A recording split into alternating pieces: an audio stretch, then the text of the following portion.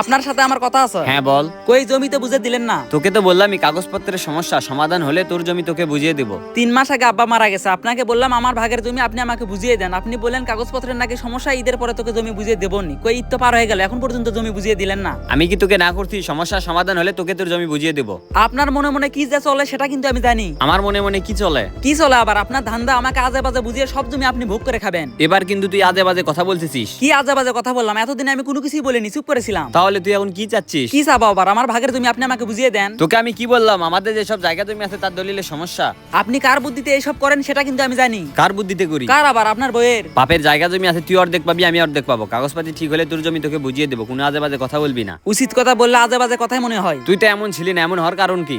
ও তুমি চাও আমি সারা জীবন বলদ হয়ে থাকি? দেখ ভাই, এমন করিস না, মানুষ শুনলে কিন্তু খারাপ ভাববে। মানুষ যা ইচ্ছা তাই ভাবুক, আমার দেখার বিষয় না। আমার জমি আপনি আমাকে বুঝিয়ে দিবেন। আচ্ছা, আমাকে আর কয়দিন সময় দে। আমি আর সময় দিতে পারবো না, অনেক সময় দিছি, তাড়াতাড়ি আমাকে জমি বুঝিয়ে দিবেন।